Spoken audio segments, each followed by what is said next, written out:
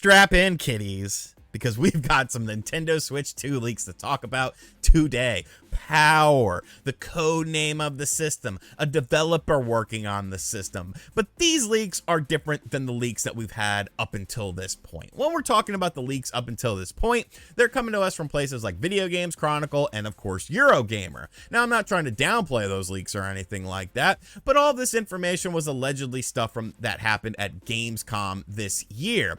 Of course, we talked about Unreal Engine 5 running nice and smoothly on what's targeting Nintendo Switch 2 specs, DLSS technology making the Matrix demo look absolutely fantastic, stuff like The Legend of Zelda Breath of the Wild running at 60 frames, 4K visuals, which doesn't sound like the Legend of Zelda I have right now. That sounds like an enhanced version that's been retooled for this next generation system. Look, I'm not trying to be the bearer of bad news, people. I'm trying to be the bearer of realistic news and making you guys realize that it's not a foregone conclusion that the Switch 2 is going to have backwards compatibility. But like I said, these leaks we're talking about today are different from the leaks that we've talked about previously because, well, we had sources with those. You know, Eurogamer had their sources. Video Games Chronicle had their sources. We don't know who their sources are, and we can't trace this back.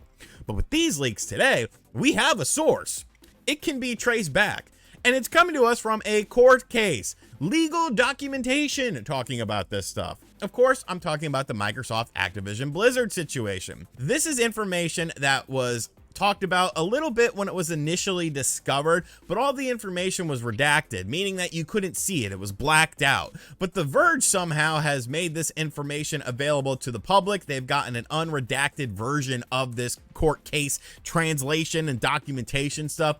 And there's some very interesting tidbits within here that we definitely need to talk about because, like I said at the start, we got a code name, we have a power area, and we have a developer working on this. So we're going to be going to My Nintendo News' write-up of this situation and basically go over each thing one by one. So Activision executives, including CEO Bobby Kotick, met with Nintendo executives in December of 2022 to discuss a next generation Switch. In an internal email chain, Chris Schenkenberg, head of Activision's platform strategy and partner relations, prepared a summary of the Switch NG, Switch Next Generation, inside a document labeled NG Switch Draft.pdf. So we're learning about two different things right there. We're learning about the code name of the system and that there was a meeting with Activision and Nintendo. Now, we talked about this before, and I had some doubts on this Activision Nintendo meeting because everyone was making it seem like it was a direct thing from Furukawa to Bobby Kotick. It wasn't. It was a call done where other people were on the discussion. So, you know, I guess I was a little bit wrong when I talked about this when this news was initially out there. So, you know, I'll take my L on that. There was a conversation that had, but it wasn't like, you know, Bobby Kotick flew out to Nintendo of Japan or Furukawa was like, here's the system in front of us. So it was a bit embellished by some people, but maybe I downplayed it a little bit too much. But what's interesting here is the Switch NG name, because that actually tells us quite a lot here. We've been wondering, is this going to be a hybrid system like what we have now? And I think this kind of almost confirms it,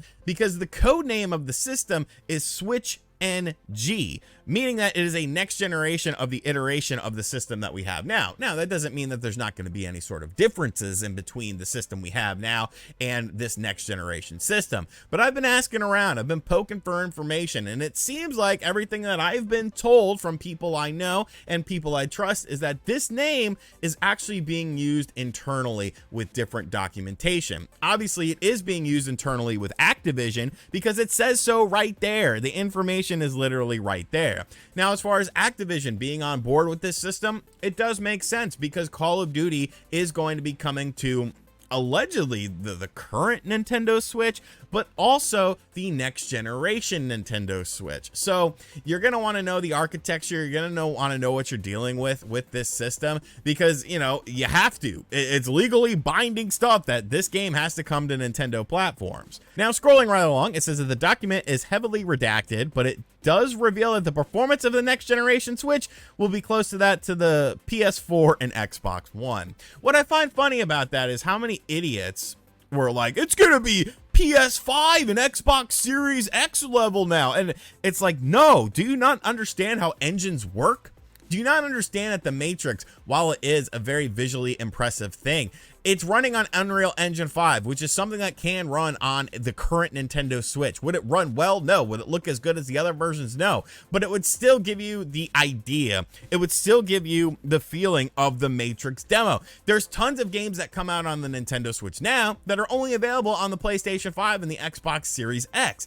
This system was never going to be like a huge, massive jump. The way you make up for the raw power situation is with things like DLSS. Yes, the raw power of the system will be more akin to the PlayStation 4 and the Xbox One. I think most Nintendo fans understood that. And, you know, people from, you know, that are fans of other systems are going to be like, oh, well, you know, they're behind again. But the thing of it is you make up for it with things like artificial intelligence. The whole point of DLSS is to make mid to low end PC hardware run PC games at higher frame rates and higher resolutions. That's what you should expect from this system if you're expecting this to be a reasonably priced, reasonably battery sized system. It just makes perfect sense, and it makes sense with leading up to everything we have heard about this system thus far. Yes, it probably can run the Matrix demo. Yes, it probably does look pretty good, but I'm sure if you put it side by side comparative to a PlayStation 5 or an Xbox Series X version, it would not look that as good as those versions. You only have those versions in order to compare them to. So there is no PlayStation 4 video version of it, so you can be like, oh, this looks like a PlayStation 4 game. You see what I'm saying? Like, I don't know. I always thought that was so weird. And what we have here, given the closer alignment to Generation 8 platforms in terms of performance and our previous offerings on PS4 and Xbox One, it is reasonable to assume we can make something compelling for the next-gen Switch as well. It would be helpful to secure early access to development hardware prototypes and prove that out nice and early. So this conversation took place back in December of 2024, nearly a year ago. So I'm sure many things have indeed changed since then. Obviously, like I said, we had the whole Gamescom situation where developers were given a look, allegedly, at this next generation Nintendo Switch console, seeing the power, seeing what it's capable of doing, seeing the DLSS technology, all of that sort of stuff that we've been talking about. So this isn't something that's just springing up out of the blue. Like I've said, everything has been very calculated. When you look at Nintendo's 2023 going into 2024, watch the video from Sunday. It's the end of the Nintendo Switch as we know it, and I feel fine because it's time to move on. It's time to go to bigger and better hardware so that you're able to do things that are a bit more impressive than what you're able to do now. You've maximized this system out.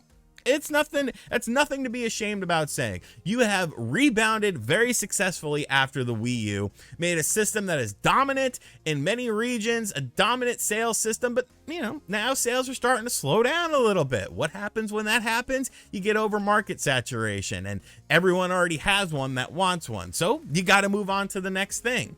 Is it going to be PS5 levels or PS4 levels? I definitely think it's going to be more akin to a PS4. And that's not necessarily a bad thing. Has there been a big graphical leap from the PS4 to the PS5? Because I must have missed that if that was the case. You know, it's more so about ray tracing and smaller loading times and stuff like that, which is great. I sincerely appreciate that in many next generation games. But if I'm able to do this on a handheld system, hybrid system like we have now with this next generation Nintendo Switch, I think I'll be fine with it. The screen is nice and small. It's not like you can get 4K visuals on a screen to begin with anyways. That's that size. Like, it's gonna be a 1080p screen at best. Anyways, I'm kind of rambling about this, but this is the latest breaking information from the situation. And this is court case stuff. This is legal documentation. So I'm more prone to believe, unless there's been some radical change in the past 9 months, that this system is going to be more akin to a PS4 and Xbox One than it is a PS5 and an Xbox Series. But let me know what you think of this in the comments section down below. How are you feeling about this? Is that enough power for you? Like I said, remember that DLSS is very, very important. It can take games and make them look better, run better, at better pixel density. Like, it's very impressive stuff. I'm sure Brett put in lots of DLSS examples in this video. And if he didn't, Brett, put some DLSS examples in this video, you son of a... Anyways, thank you for watching this video. If you're new to the channel, be sure to hit that subscribe button, like, comment, and share. Hit that bell as well, or go to hell.